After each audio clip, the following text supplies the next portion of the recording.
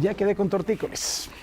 Pero ya regresamos. Bueno, vamos a platicar el día de hoy un tema fundamental, que son las políticas en materia de seguridad del señor Donald Trump. Por eso me acompañan dos compañeros de Grupo Imagen y además amigos de tiempo atrás, que les tengo mucho aprecio, que ya están peleando y todavía no empezamos, Luis. Están peleando por cuestiones capilares y eso es... Que tiene que ver con Sonora, ¿no? Que tiene que ver con Sonora. Además de todo, imagínense yo entre dos sonorenses que son más necios.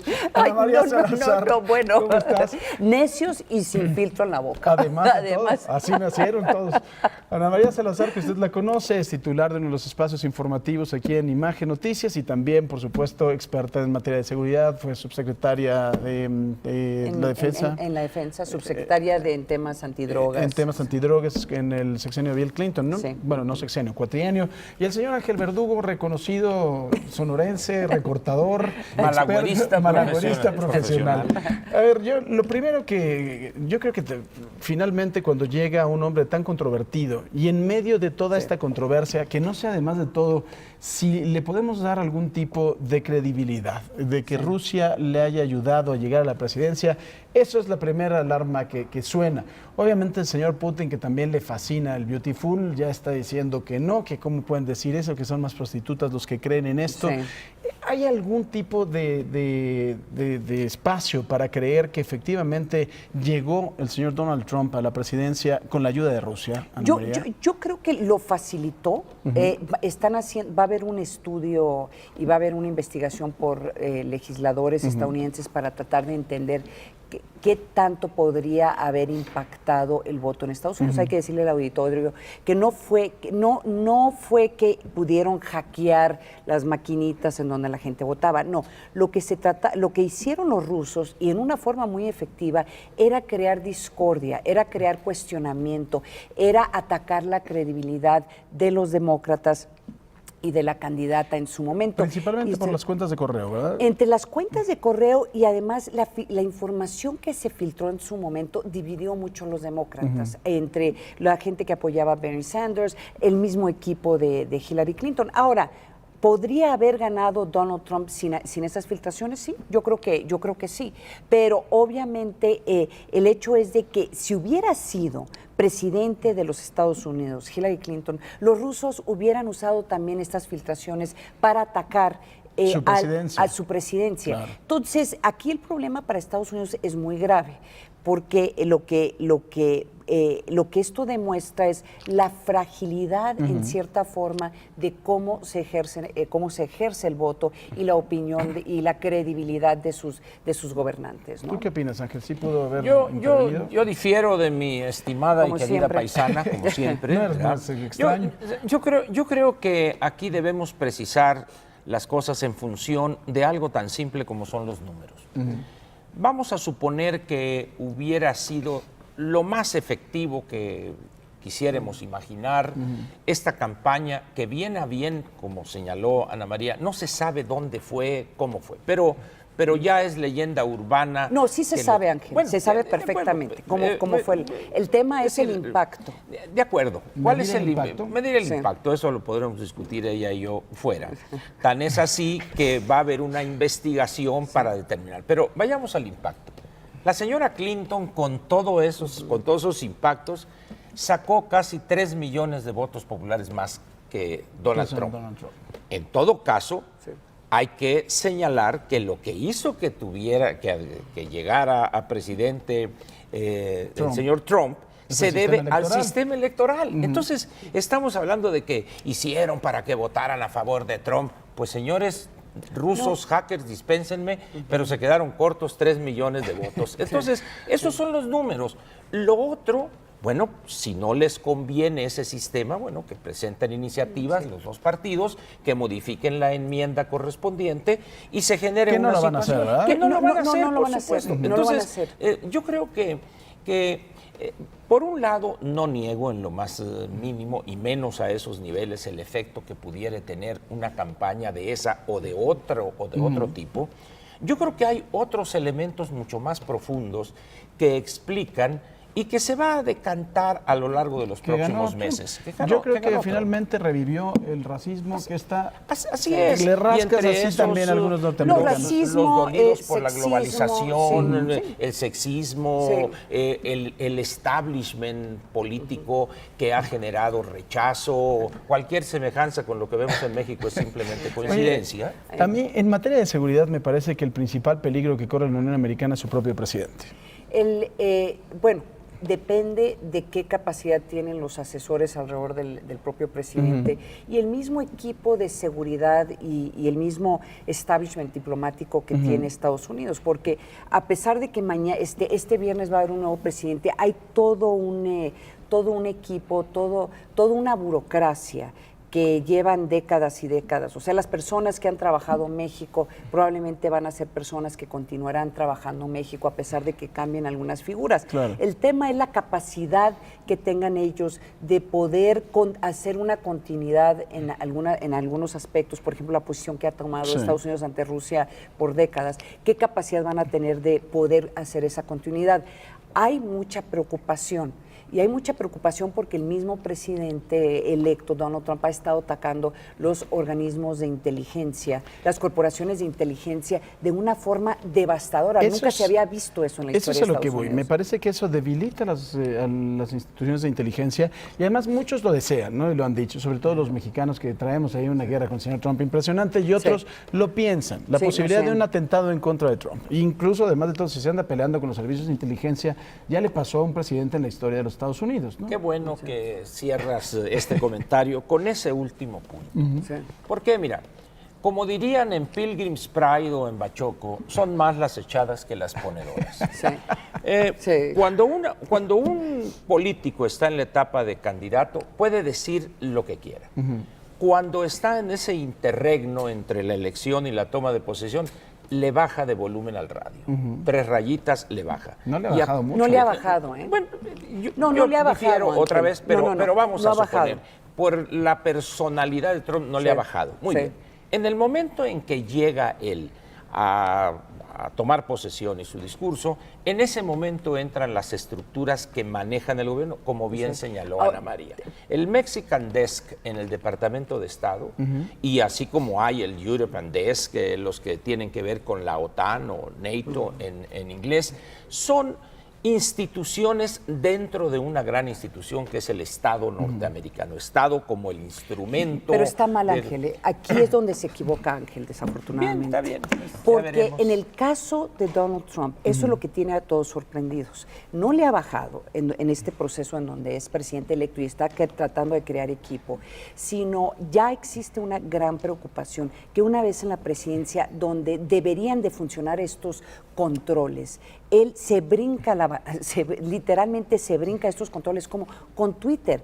Ha estado haciendo política pública, impactando las economías mundiales, impactando el precio, la depreciación del peso, el nerviosismo, potencial nerviosismo en los mercados o potencial crecimiento en los mercados o amigos como los europeos o aliados como los europeos, simple y llanamente mandando un tuit a las 3 o 4 de la mañana. Entonces, estos controles... Miren, vamos a irnos 8 años atrás. Antes, la opinión de los dos. ¿Es viable, es posible, es una posibilidad sobre la mesa que puedan atentar en contra de Trump, sí o no? Claro, evidentemente es una posibilidad. Además la diferencia se anda peleando con gente muy mala, así es. La diferencia sería de dónde provendría ese atentado. Esa sería en todo caso, porque siempre, así es, siempre está presente esa eventualidad. Muy bien, pero... recordemos lo que pasó hace 8 años cuando llega Barack Obama a la presidencia y el escándalo de las redes sociales y que él movilizó a través de su BlackBerry y llegó de Levi's y camisita Sport y su BlackBerry. A los 15 días nomás le duró el gusto y el servicio secreto le dijo, preste para acá y déjese ese juguete y póngase a gobernar. Con ligeras variantes. Le construyeron un servidor en la Casa Blanca pero sin embargo, si tú te acuerdas, en la medida en que empezaron los problemas, porque el presidente Barack Obama estuvo 8 años con una serie de problemas político-militares estratégicos, de tal manera que en esas condiciones ni tiempo te da para ver con quién vas a tuitear. Esa es la realidad de un jefe de Estado de una superpotencia como Estados Unidos. ¿Qué va a pasar aquí con Trump en el momento en que tenga todos los días a las 7 de la mañana, te gusta el briefing de la Agencia Nacional de Seguridad y que llegan con unas carpetas que tienen que traer ahí a un amanuense para ponérselas ahí, de tal manera que va a llegar, termina por imponerse.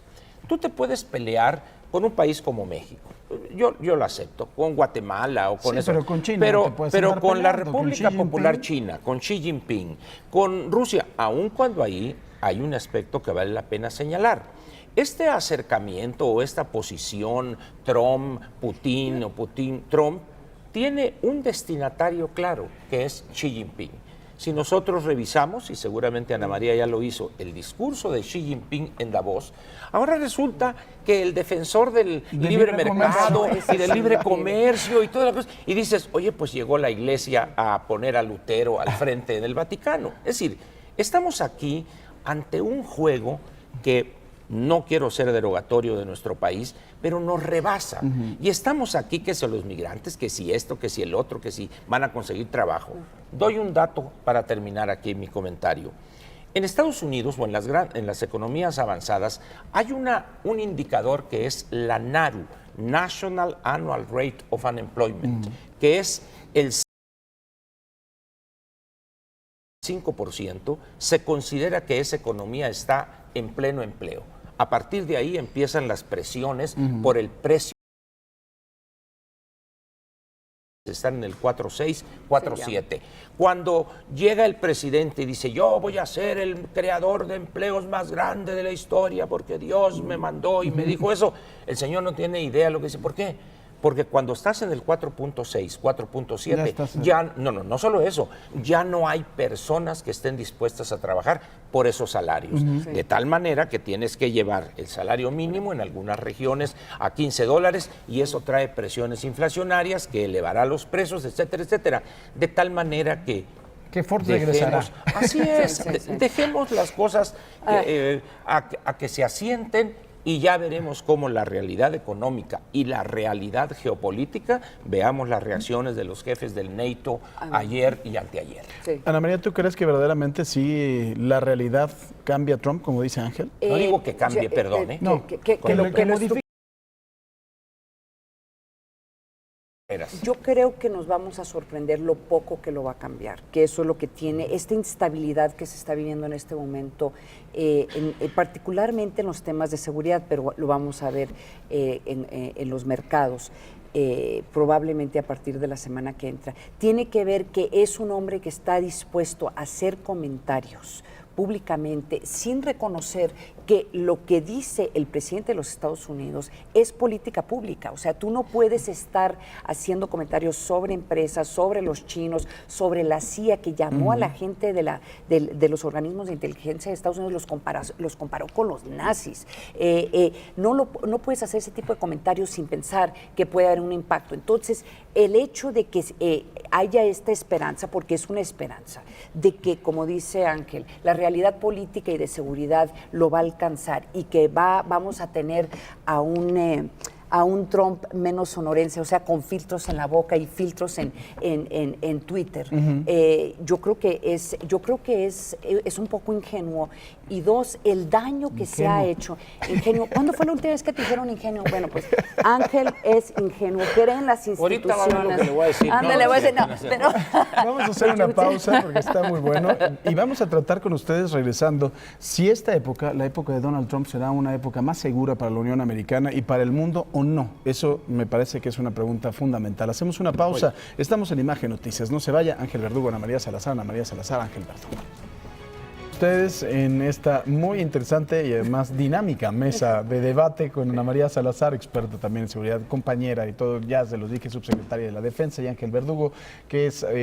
malagüerista profesional. Malagüerista profesional, sí, es la mejor forma de presentar a Ángel. Muy bien. Yo les hacía la pregunta antes de irnos a corte, si la Unión Americana será un país más seguro o menos seguro en la época Trump, y el mundo también, porque creo que de la acción de la Unión Americana a veces se puede también desprender otras acciones en el mundo por la falta o la mucha cooperación que pueda tener. ¿Tú qué opinas, Ana María? Yo creo que va a ser inicialmente menos seguro.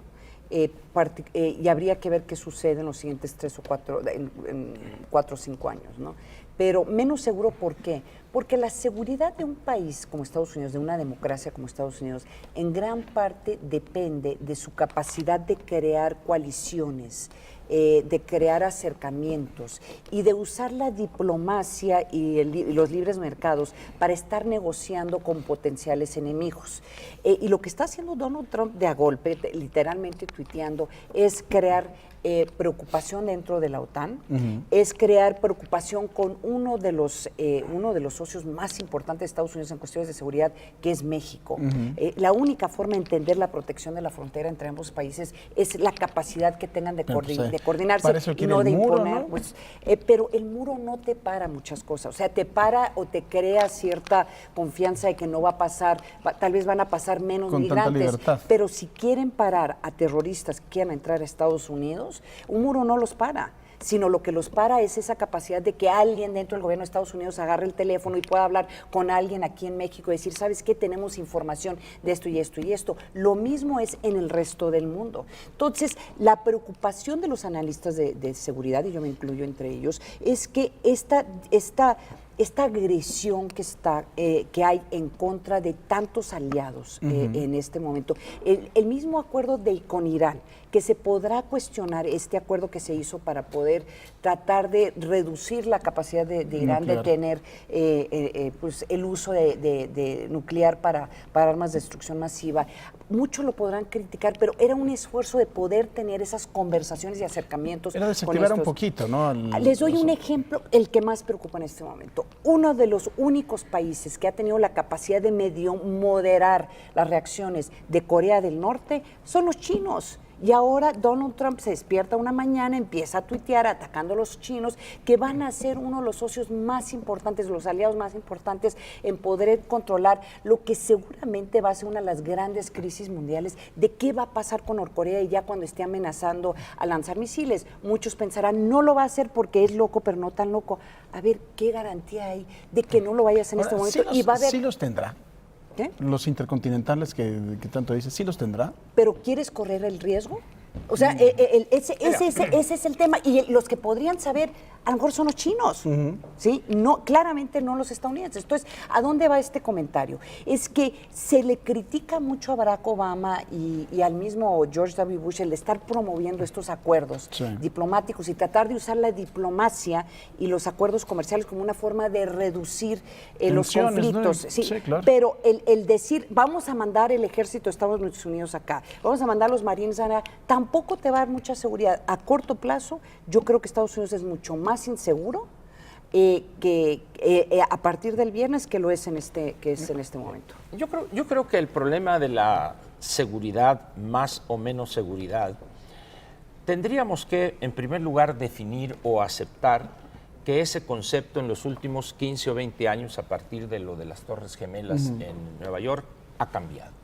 Las amenazas tradicionales a las que estuvimos acostumbrados desde los primeros años de la posguerra, o quizá a partir de 1990 con la desintegración de la Unión Soviética y todo lo que trajo, yo creo que ha cambiado radicalmente porque el enemigo, en primer lugar, es algo medio amorfo, medio indefinido.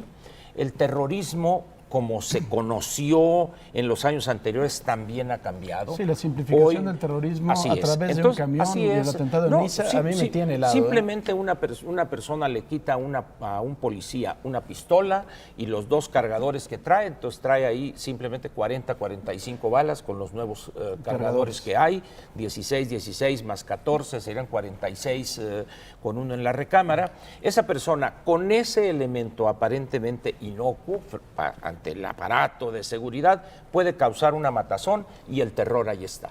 Es decir, lo primero que debemos señalar o aceptar con el concepto de seguridad o inseguridad es que ha cambiado su presentación, su origen. Segundo, si a eso le agregamos que aquellos factores ideológicos que privaban durante la Guerra Fría y luego con la cuestión de globalización y libre comercio, resulta que ahora, bueno, ni siquiera lo que planteó Huntington en el Clash of Civilization, sino que ahora ni siquiera tenemos civilización contra civilización o cultura contra cultura, sino que tenemos a un grupo de seguidores con lo que dicen que dijo Mahoma y que murió en el siglo VIII de nuestra era, pues simplemente estamos ante un fanatismo que no teníamos considerado en el radar, como dicen los clásicos. Pero es un fanatismo y además de todo creo que es un movimiento de rechazo, ¿no? a la exclusión que han vivido. Como pretexto está bien, se justifica. Sin embargo, si esa es la causa, pues es muy fácil resolverlo. Vamos a incluirlo, vamos a hacer un plan Marshall para el Medio Oriente. Sin embargo, es algo mucho más profundo que eso. Estamos hablando de cuestiones fundamentalistas en términos religiosos y si nosotros revisamos la historia de Occidente en lo que se refiere al fundamentalismo de las religiones, nos vamos a encontrar con actos de una violencia increíble en todas las religiones. De tal manera, pues, que hoy lo primero que tendríamos que precisar al hablar de mayor o menor nivel de seguridad de un país, de una región, de una ciudad incluso, tiene que ver con la definición de la amenaza y eso hoy miente el que diga que está perfectamente definida. Ahora, les iba yo a hacer una pregunta que resulta obvia por algunas cuestiones. ¿Esto nos va a impactar a nosotros en nuestra seguridad? Yo sé que no necesitamos ayuda de Donald Trump para tener problemas de seguridad, como muestra lo que sucedió ayer en Cancún, que es una tragedia absoluta. Pero, de alguna forma, ¿esto nos va a impactar a nosotros, donde tiene México el riesgo de sufrir? Estamos incluidos en el famoso video ese de ISIS, en donde los aliados de Estados Unidos está nuestra bandera.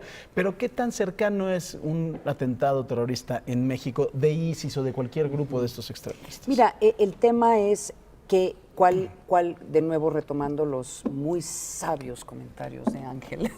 En esta ocasión. Sírvanle de lo más caro. Sírvanle de lo más caro. Doble. No, pero es cierto, el tema es cuáles son las amenazas. Si estamos hablando de un atentado terrorista dentro de los Estados Unidos que podría tener un impacto en los mercados mundiales, obviamente nos va a afectar. Si estamos hablando... No, pero el acto como tal. El acto como tal, sí. O sea, pero un acto terrorista en México, en este momento, en donde, que la verdad es que se han tardado, en donde buscarían atacar intereses estadounidenses para poder mandar un mensaje a Estados Unidos, es absolutamente factible. Ahora, la prioridad que le dé el gobierno mexicano a estar identificando posibles individuos que estuvieran interesados en hacer eso, pues también depende de la capacidad de poder coordinarse los organismos de inteligencia para detener ese atentado.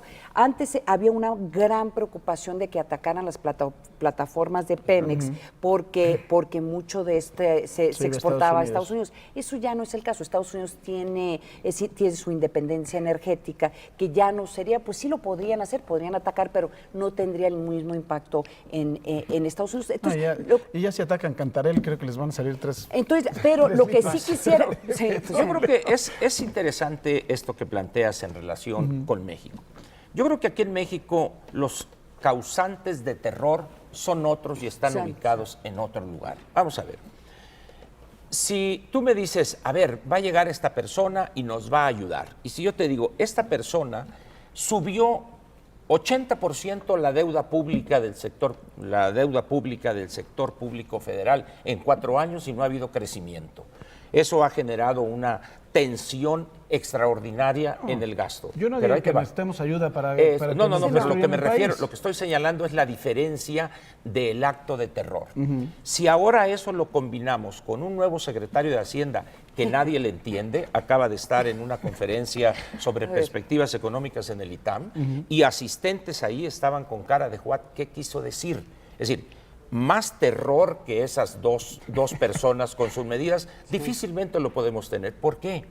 Porque estamos dejando de lado las causas reales de este malestar social, que sería la pradera seca. No, y te entiendo muy bien, pero ¿tú crees que ISIS vendría a México o ni siquiera les Ni interesamos. siquiera, es más, mira, ni siquiera llegan a una agencia de viajes. Da 2 boletos para México. ¿Dónde quedan? No sabemos. No, Es decir, ¿sabes qué? Las probabilidades de que alguien llegue a México y que al llegar para cruzarse a Estados Unidos llegue a México, lo asalten, trate de cruzar. O sea, hay más le probabilidades. quiten el carro. Bueno, nos decían ahora que con Santo Claus le iba a la Profepa Ahora, con la cosa de la prohibición de los animales a quitarles los renos. Parece que Mancera arregló para que no les quitaran el caballo, ya el están madero hablando de y el seguridad, elefante. Ángel. ¿Qué seguridad? Es seguridad. Seguridad nacional. No existe eso aquí en México. Seguridad nacional y renos.